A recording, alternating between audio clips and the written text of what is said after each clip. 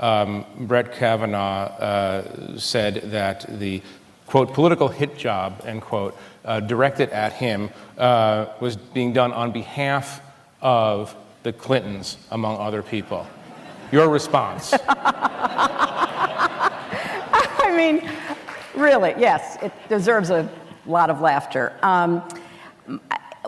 I wasn't watching when he said that. I was having to be somewhere else and away from a TV and even my phone. And so I heard about it later. And, look, I thought it was just part of the whole of his very defensive and unconvincing presentation. And I told someone later, boy, I'll tell you, they give us a lot of credit. 36 years ago, we started this against him. I mean, it is... Back at Yale. Yeah, well, even before, in high school, apparently.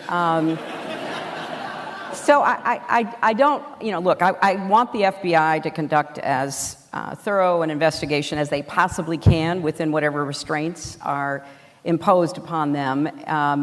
But I think for anyone who believes there's such a thing as a judicial temperament and that we want judges, particularly those on our highest court, to approach issues, approach plaintiffs and defendants with a sense of fairness, that there's a lot to be concerned about. Right.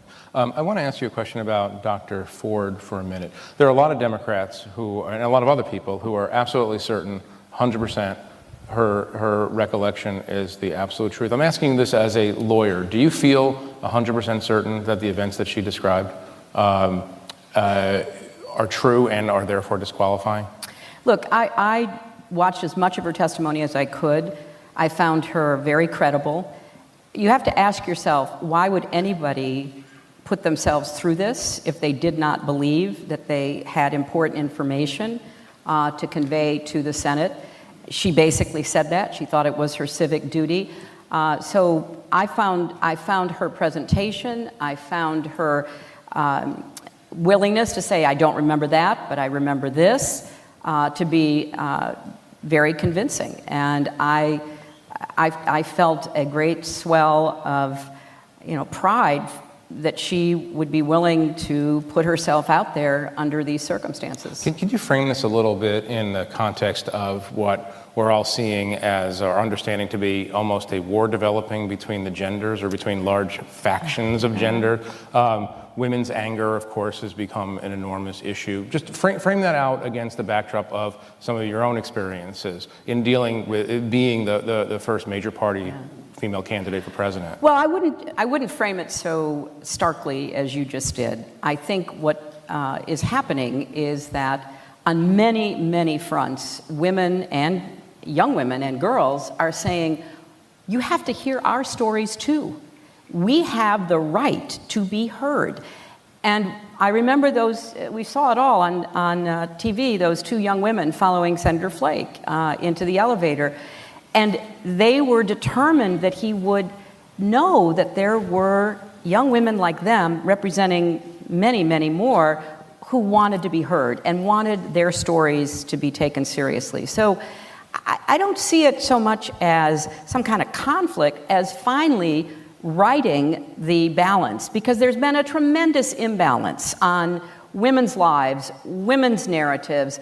They've been historically dismissed, condescended to.